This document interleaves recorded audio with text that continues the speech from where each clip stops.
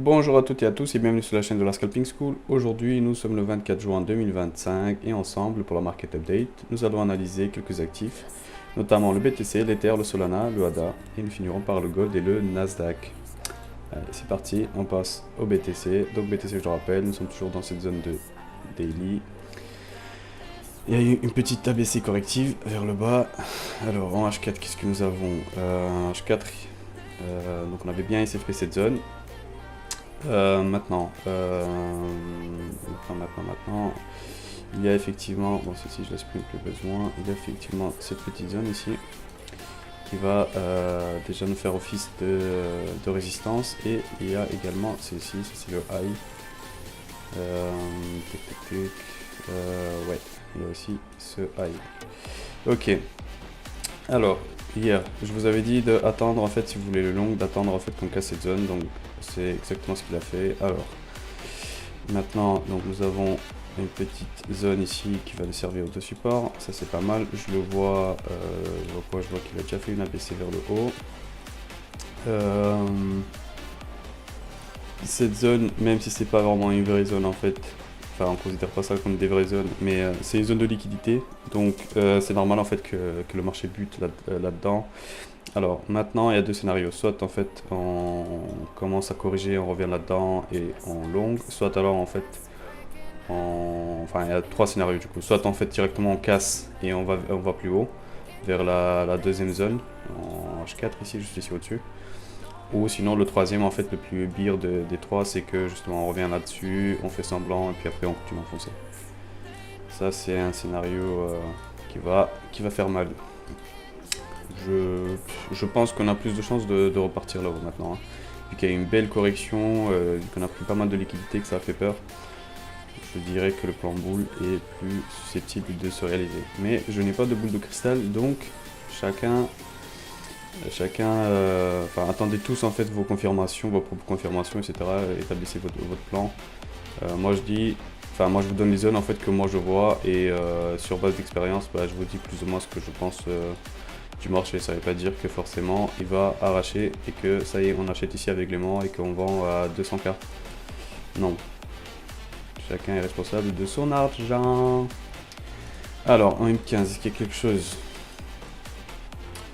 M15, il y a effectivement cette petite zone ici. Donc du coup je le vois bien faire une petite ABC comme ceci, revenir là-dedans et ensuite de là repartir et peut-être aller dans sa zone H4.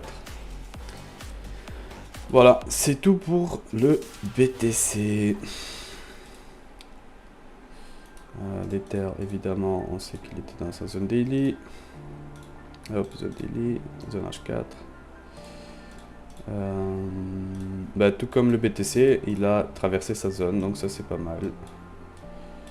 Ça c'est pas mal. Du coup, nous avons une nouvelle zone ici qui va nous servir de support. C'est pas mal. Il est aussi sur un pool de liquidité. Il a aussi fait une ABC vers le bas.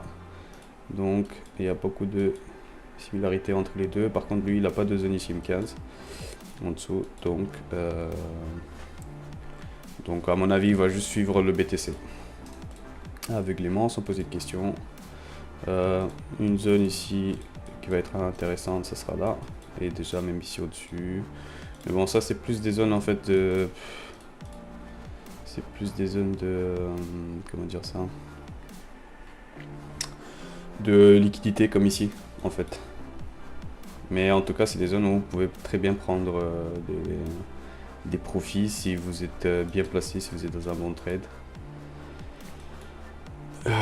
Donc voilà. Et sinon, si tout se passe bien, normalement, on reprend le high. On reprend le high, puis si BTC en fait il continue à enfoncer, lui il va... Enfin enfoncer, il va continuer en fait à pousser vers le haut. Lui sûrement il va vite traverser ces zones en fait. Il a beaucoup de marge, hein. Beaucoup de marge, il peut aller très vite. Il peut aller très très vite. Bon bah c'est tout pour Ether. On passe sur Solana. Hop hop. Ok, c'est quoi ça? Qu'est-ce qui se passe? Que se passe-t-il? Solana. Ah ok, ok. Ah, c'est bon, ok. Solana, du coup, on a la petite zone H4 au-dessus. On le rappelle que lui était descendu sur une zone daily, ça c'est pas mal. Ici, il a une petite zone de résistance. Contrairement au BTC et à l'Ether, lui, il n'a pas encore cassé sa zone H1. Il est en plein dedans. Donc lui, il est un peu plus beer, voire juste en retard en fait vis-à-vis des deux autres là, l'Ether, le BTC. Donc, il a également cette zone, mais par contre ici en fait comme il n'a pas cassé, c'est moins intéressant de le long s'il descend comme ça d'un coup. C'est moins intéressant de le long ici que BTC par exemple. BTC il sera beaucoup plus bull. Lui, structurellement parlant, il est plus beer.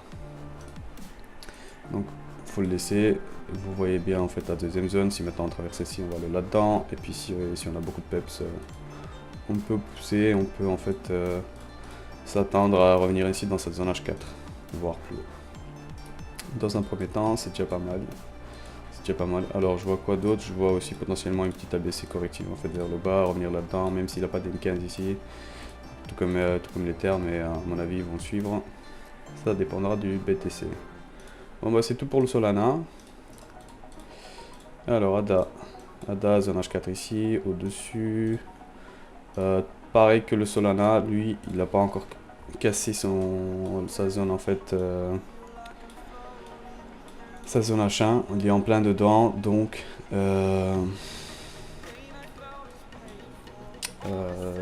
voilà, il sera un peu plus...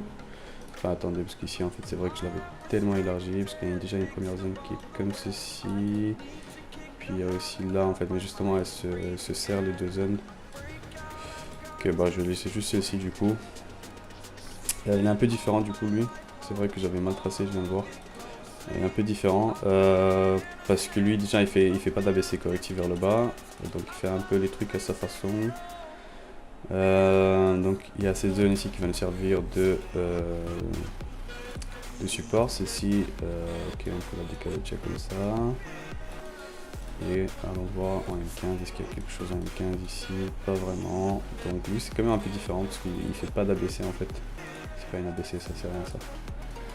Donc voilà. Je le mettrai un peu de côté, j'attendais de voir en fait ce que les trois autres font. Voilà, c'est tout pour ADA. Alors, on passe au gold. Alors, le gold, H4, ok, donc le gold, on le rappelle, il était venu ici sur sa zone H1. Sa zone H1, en fait, on avait une belle réaction ici sur sa zone, on avait fait une ABC, du coup, en fait, on s'était arrêté ici dans cette zone M15. Cette zone M15 qui a renvoyé le prix vers le bas, et là, en fait, on est descendu dans la H4. Je m'attends à quoi? Je m'attends à ce qu'on racle bien cette zone. Pas forcément qu'on le laisse FP, mais j'aimerais bien en fait le voir prendre de la liquidité d'ici et ensuite essayer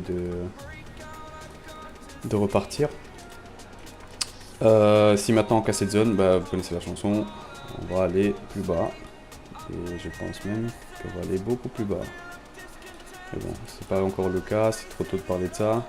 Le plan c'est de long. Là en fait j'aimerais bien, comme je l'ai dit, en fait j'aimerais bien le voir prendre un peu plus de liquidité. Mais s'il part comme ça, c'est tout bon aussi. Pas de problème. Évidemment que cette zone M15 elle se décale. Et évidemment que c'est aussi machin.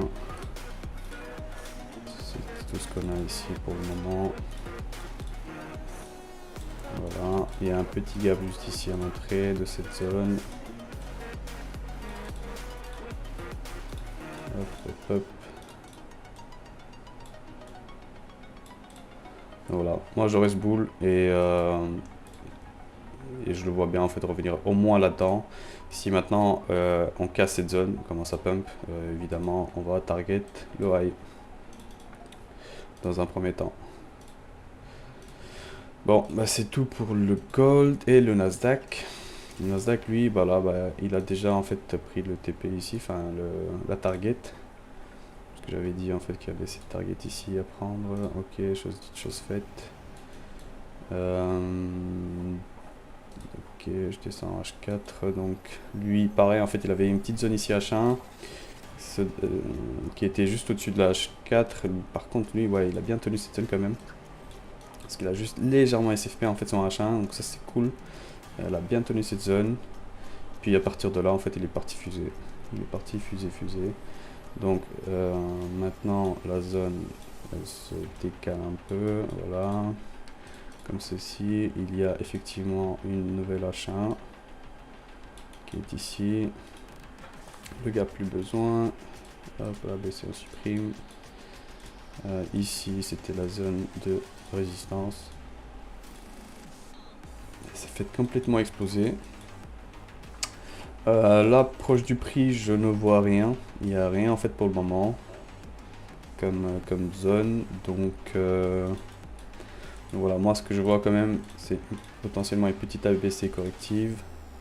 Potentiellement, on revient à reprendre toute la liquidité, les mèches, etc. ici. À mon avis, ça doit être une petite structure en M5, ça. Ouais, je peux descendre en M5 pour voir rapidement. Voilà. Ouais, c'est du M5. Je vais juste 5, voilà, on renomme ça. Et bon, c'est une zone évidemment très fragile.